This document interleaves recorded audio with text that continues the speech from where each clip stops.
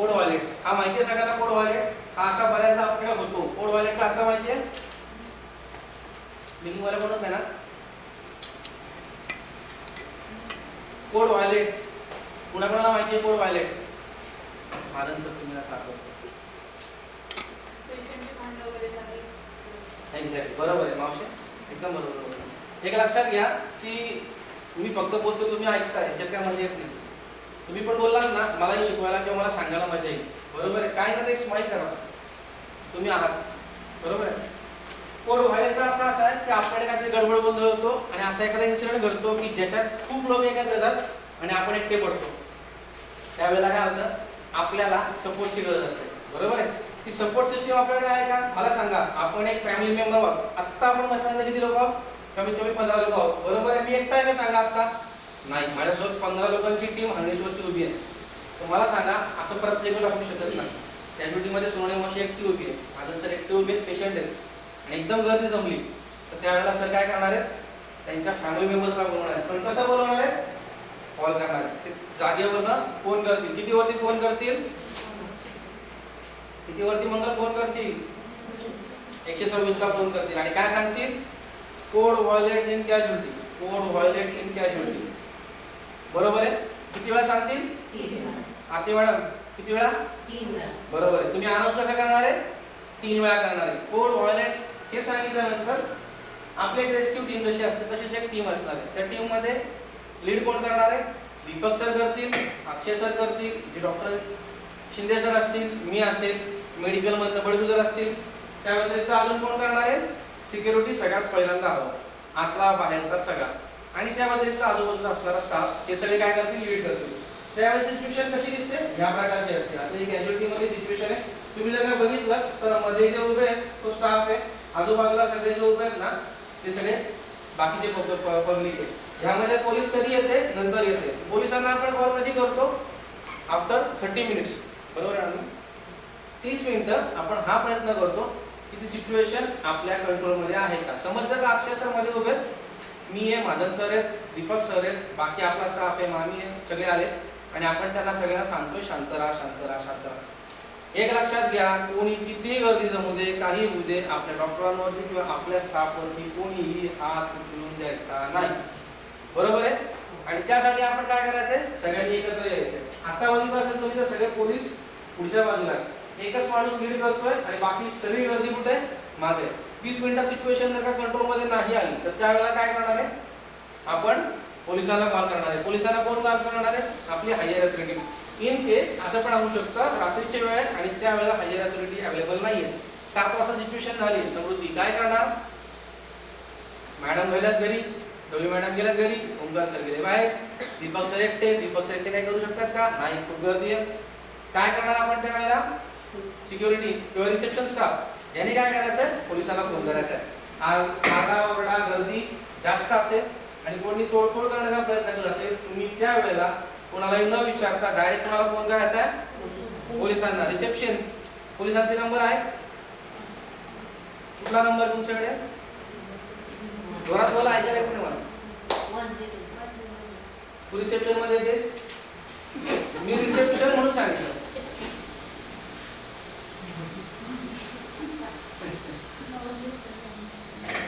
हुशार असू देत पण उपयोग नाही ना. रिसेप्शनचा अर्थ काय असतो? कुणाला फोन करणार? नंबर आहेत आपल्याकडे, 100 वरती फोन करणार. आपल्याकडे एक लक्षात घ्या, लिस्ट लावलेली पाहिजे. बरोबर आहे.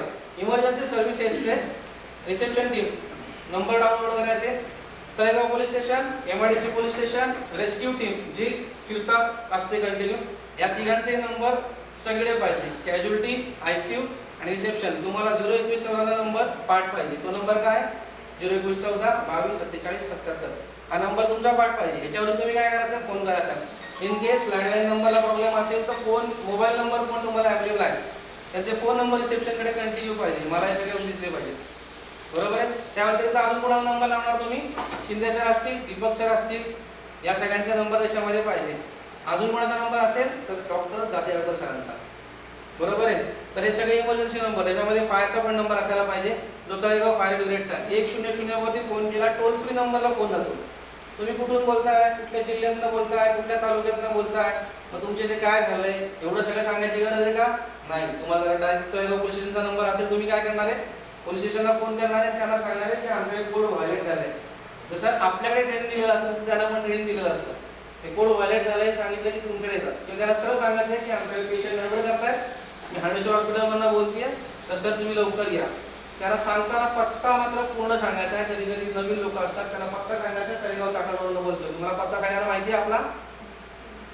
पत्ता सगळ्यांना पाठ आहे का? नक्की. तर त्याप्रमाणे काय करायचं, पोलिसांना सांगायचं. पोलिसांना तुम्ही इन्फॉर्म केल्यानंतर महाजन सर जर का घराण्यात आहे, महाजन सरांना तुम्ही सांगून टाकायचं. पण कसं सांगायचं, कानात महाजन सर पोलिसांनी इन्फॉर्म केलं. ते का सांगायचं की त्यांची सेफ्टी वाढावी, त्यांना कॉन्फिडन्स मिळाला की आपल्या सोबत अजून कोणीतरी येतंय, म्हणून त्यांना सांगायचंय. आता जोशना मॅडमला 100 लोकांनी घेरलंय, जोशना मॅडम म्हणतात आता आपला काय खरं नाही. बरोबर आहे. तर तुम्ही त्यांना सांगितल्यानंतर काय होणार आहे, त्याच्यात त्यांना रिलीज मिळणार आहे. बरोबर आहे. पण असं जोरात सांगायचं नाही, मॅडम पोलीस का, जो नंतर मारणार आहे तो आताच मारेल ना. कळतंय का?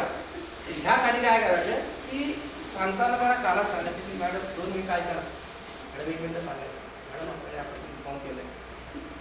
कोडवर्डमध्ये बोलायचं आहे, पण त्याला त्याचा कॉन्फिडन्स आला पाहिजे की त्या काय करतील, शांतपणे घेतील आणि 10 मिनिटं सिच्युएशन काढण्याचा प्रयत्न करतील. बरोबर आहे. हे सगळं होताना आजूबाजूच्या लोकांना, थोडक्यात जे आपल्या हॉस्पिटलच्या आजूबाजू राहतात त्या लोकांना आपण रिसेप्शननी कॉल करून सांगायचं की सर सिच्युएशन आता बाहेर आहे, तुम्हाला जमलं तर येण्याचा प्रयत्न करा. मला फोन करायचा आहे, शिंदे सरांना फोन करायचा आहे, महाजन सरांना करायचा आहे, दीपक सरांना करायचा आहे, की जे जवळ ते येऊ शकतात. सेम टाइम मला सांगा त्यांना मदत कोण करणार आहे.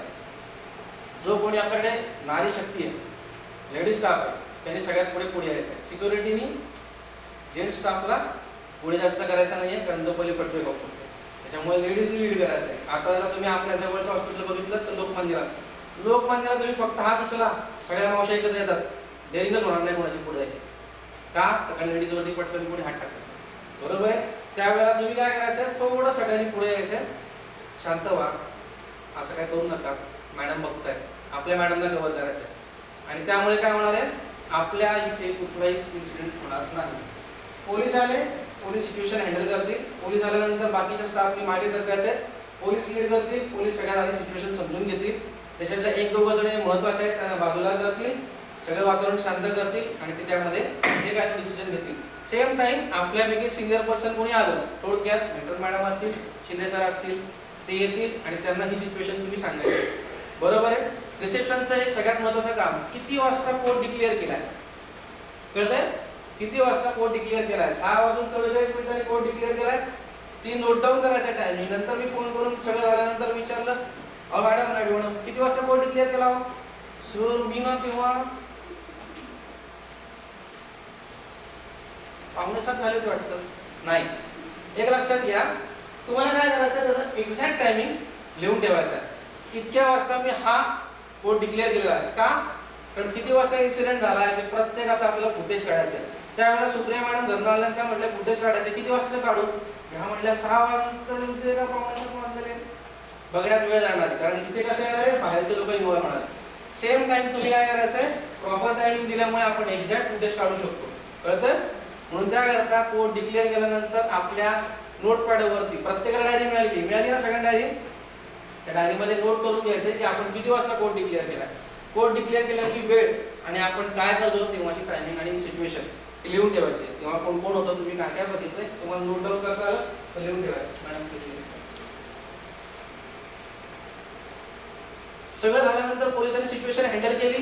कृष्णा मॅडमला सेफमध्ये घेतलं, सगळं इकडचं तिकडे केलं, नातेवाईकांना बाहेर काढलं आणि सगळा एरिया मोकळा झाल्यानंतर आपल्याला आयडेंटिफाय झालंय की आता आपण सेफ झोनमध्ये आहोत. आपल्या हॉस्पिटलमधल्या प्रिमायसेसमध्ये कुठलीही घटना घडणार नाही, सगळे सिच्युएशनच्या बाहेर आहेत आणि सगळे सेफ आहेत हे कळल्यानंतर मग आपण पुन्हा काय करणार आहे, पुन्हा एकदा कॉल करणार आहे. किती वरती कॉल करणार आहे आम्ही? 126 वरती फोन करणार आहे. 126 वरती फोन करून काय सांगणार आहे, कोड ब्लॅक ओव्हर. हे पुन्हा किती वेळा सांगणार आहे आपण? Code violet. बघा जागेला व्हा, कोड ब्लॅक आपण सांगणार आहे. ते सांगितल्यानंतर पुन्हा एकदा अनाउन्समेंट होणार आहे. अनाउन्समेंट झाल्यानंतर काय होणार आहे, आजूबाजूचे लोक चर्चा करणार. सेकंड फ्लोअरचा म्हणणार, हो काय हो भारती मावशी, तुमच्याकडे काय झालं, कोड ब्लॅक झालं का? भारती मावशीला आधी सांगायला, हो काही नाही, ते काय ना जरा मला नाही माहिती, चर्चेला उदाहरण कळतंय का? मला सांगा, आपल्या हॉस्पिटलला 33 वर्ष पूर्ण झालेत आणि त्यामध्ये अशी कुठली सिच्युएशन असणं बरोबर आहे का? चुकीचं बरोबर आहे का?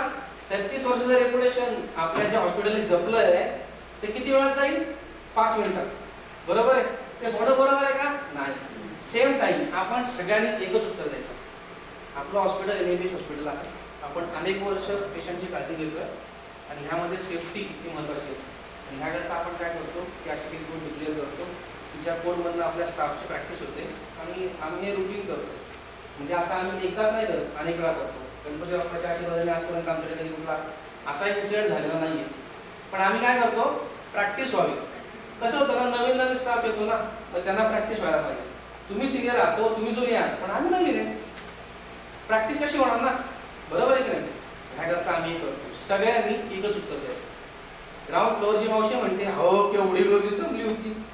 एका तिच्या सोबत झालंय ना, पण सेकंड फ्लोअरच्या लोकांनी जाऊन सांगायला पाहिजे, अहो लय जणांचं जमली आहे. काही गरज आहे का मला सांगा? आपलं रेप्युटेशन कोणी जपायचं? आपण जपायचं. पुढे वर्ष जे जपलंय त्याला तडा आता कामा नाही. ह्याकरता आपण काय करायचं? अशा प्रकारे उत्तर द्यायचं. म्हणजे कोड पिंक असो, कोड ब्ल्यू असो, कोड व्हायलेट असो, किंवा कोड ब्लॅक असो, कुठलाही कोड अनाऊन्स झाला तरी सगळ्यांनी एकच उत्तर द्यायचं. मला सांगा, आग लागली नसती तरी पण आपण कोड रेड घेतो तेव्हा फायर एक्सटिंग्विशर पळतो ना, तेव्हा त्या लोकांना कळतं, अरे नाही इथला स्टाफ जागरूक आहे, त्या स्टाफला सगळ्यांनी येतंय, म्हणजे आपण जी ट्रीटमेंट घेतोय ती योग्य आहे आणि आपली जी जागा ही परफेक्ट आहे, म्हणून तो पुन्हा पुन्हा आपल्याकडे आजारी पडतात. बरोबर आहे? तर म्हणून याकरता कुणीही विचारलं तरी सगळ्यांनी एकच उत्तर द्यायचं. हे सगळं झाल्यानंतर काय करणार आपण मॅडम? तुमच्याकडे टायमिंग येणार, सीसीटीव्ही फुटेज घेणार आणि ते काय करणार? पोलिसांना देणार. हे सगळं झाल्यानंतर पुन्हा एकदा रिपोर्ट जनरेट होईल, त्या रिपोर्टवरती ॲक्शन प्लॅन होईल आणि ह्याच्यामध्ये काय करायचंय, कसं करायचंय, कोण बोललं कोण नाही बोललं हे सगळं ठरवून त्याच्यावरती जी काही ती कारवाई होईल. पण हे सगळं झाल्यानंतर समज इन केस असा इन्सिडेंट कॅज्युअल्टीमध्ये होतो, ICU मध्ये होतो, सगळ्यात जास्त कुठे होतो? बिलिंगमध्ये होतो. जो काही इन्सिडेंट ज्याच्यासोबत झालाय तर त्या इन्सिडेंटवरती नंतर चर्चा करायची नाही. कारण काय होतं की आज इन्सिडेंट झाला, पुढचे 3 दिवस एकच चर्चा चालू आहे. मला सांगा काय उपयोग आहे? काहीच उपयोग नाही ना. एक सांगा, आज ह्याच्यासोबत झाला, उद्या तुमच्यासोबत होऊ शकतो, माझ्यासोबत होऊ शकतो. म्हणून यासाठी काय करायचंय? आपल्यातली एकी दाखवायची. ती गेली ना खाली, मी कशाला जाऊ? असं नाही करायचं. फ्लोअरला जर 2 मावशी असतील, एका मावशीने थांबायचंय. आता समज जेनी आणि मंगल आहे, तर मंगल खाली येऊन थांबली, 4 लोक जरा म्हणतील ना, काय बाबा यांचा स्टाफ आहे. बरोबर आहे? तर ह्या असल्यासारखं नाही मॅडम. तेव्हा असं असतं की ती सिच्युएशन अंगावर गाठाळणारी असते. मला सांगा, त्या मुमेंटला जर का आपल्या डॉक्टरांवरती, बिलिंगच्या स्टाफवरती तुम्ही जर का शिवीगाळ करत असेल, तर मला सांगा, ती माझी बहीण आहे, ती माझी आई आहे, त्यावरती तुम्ही ते एक्सेप्ट करणार आहे का? नाही. जेंट स्टाफ जरी असेल, किती रागाला असेल तरी पॅनिक व्हायचं नाही.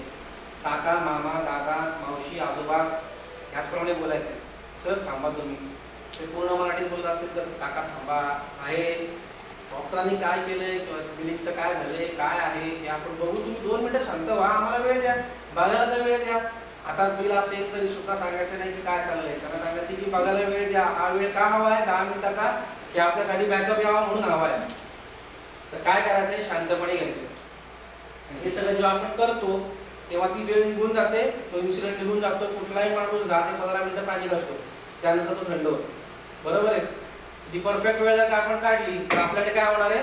तो इन्सिडेंट कळणार आहे आणि आपल्या कुठल्याही स्टाफवरती अशी वेळ येणार नाही. बरोबर आहे? तर ह्याप्रमाणे आपण यासाठी करणार आहोत. त्याच्यात कोणाला काय डाऊट? कोणाला काय विचारायचं आहे? कोणाला काय बोलायचं आहे? 3 कोडपैकी कोणाला काही कळलेलं नाही असं आहे? बरोबर आहे?